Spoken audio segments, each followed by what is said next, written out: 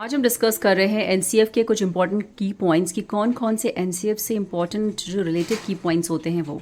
तो सबसे पहले एनसीईआरटी ने किसको फॉर्म किया था? एनसीएफ को फॉर्म किया था। और एनसीएफ कितने अब तक एनसीएफ आ चुके हैं? That is NCF 1975, NCF 1988, NCF 2000 and NCF 2005 and NCF 2022। सबसे पहले हम एनसीएफ की बात कर लेते हैं 1975 के एनसीएफ की। ये जो एनसीएफ है इसमें कौन कौन से इंपॉर्टेंट की पॉइंट्स हैं हम इसको डिस्कस कर लेते हैं। तो सबसे पहले इसमें जो मेन इसका फोकस था, ये की पॉइंट्स था, वो था curriculum for the 10 year school. इसकी टैगलाइन थी the curriculum for the 10 year school. और जो मेन फोकस था ये इन्वायरमेंटल स्टडी को प्राइमरी लेवल में फर्स्ट और सेकेंड क्लास में पढ़ाना, इसका प्राइमरी फोकस था इन्वायरमेंटल स्टडी को eight primary schools first and second. दूसरा वाला जो एनसीएफ था वो था एनसीएफ 1988। ये जो एनसीएफ था ये 1986 की एनईपी के बाद आया था, एनसीएफ 1988। इसका मेन फोकस था इन्वायरमेंटल स्टडी में एट प्राइमरी लेवल्स। तो फोकस करना इन्वायरमेंटल स्टडी को प्राइमरी लेवल में, तो सारी प्राइमरी लेवल में उसने फोकस किया था इन्वायरमेंटल स्टडीज़ को। नेक्स्ट उसके बाद आया था हमारा एनसीएफ 2000, जिसका मेन जो फोकस था वो था टीचिंग साइंस, सोशल साइंस और करिकुलम। मतलब सेम करिकुलम के साथ ये साइंस और सोशल साइंस को अलग अलग पार्ट में ना पढ़ा के एक ही उसमें उसको पढ़ाना, सोशल एंड साइंस को। उसके बाद एनसीएफ 2000 जब आया था तो उसके बाद उसको रिवाइज़ किया गया था, कुछ अमेंडमेंट किया गया था। उसके बाद आया था हमारा एनसीएफ 2005। इन एनसीएफ 2005 नेशनल स्टीयरिंग कमेटी का फॉर्मेशन किया गया था, जिसमें टोटल कितने 21 फोकस ग्रुप थे। और 21 फोकस ग्रुप में टोटल कितने मेंबर्स थे? 35 मेंबर्स थे। इसमें जो 21 फोकस ग्रुप थे और 35 मेंबर्स थे, इसको हेड किया गया था, इसके चेयरपर्सन थे प्रोफेसर यशपाल। एनसीएफ 2005 की जो टैगलाइन थी वो थी लर्निंग विदाउट बर्डन।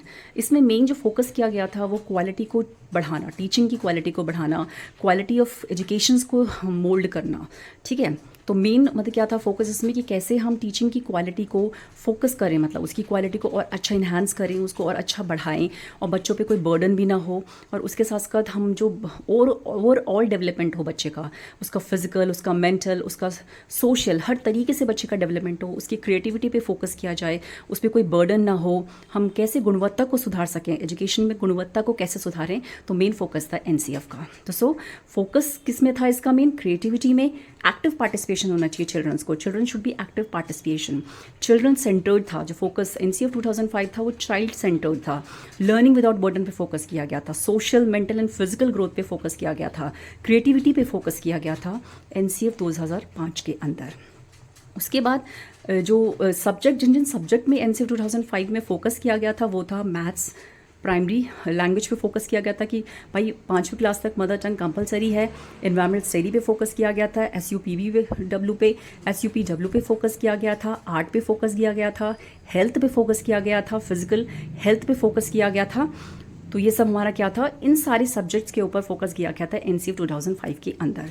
और ये बहुत इंपॉर्टेंट है पेपर के पॉइंट ऑफ व्यू से कि कौन कौन सी किस कमेटी का फॉर्मेशन हुआ था, यशपाल, इसके टैगलाइन क्या थी इसकी, एंड इसमें 22 भाषा में, इसमें मदर टंग एनसीएफ में जो था वो 22 भाषा में एनसीएफ को लाया गया था, 22 लैंग्वेज में एनसीएफ को लाया गया था। तो ये भी बहुत बार पूछा जाता है कितने लैंग्वेजेस में? 22 लैंग्वेजेस में।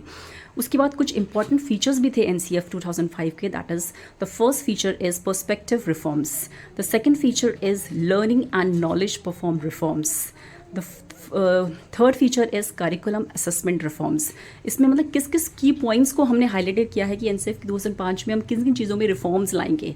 तो वो थे perspective reforms, learning and knowledge perform reforms, curriculum and assessment reforms, school and class environment reforms and system reforms. तो ये 5 फीचर्स थे जिस पे एनसीएफ ने वर्क किया था।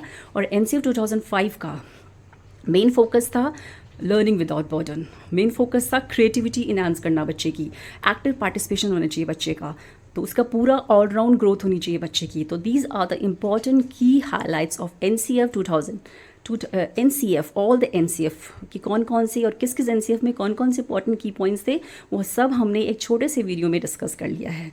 So thank you and please subscribe my channel.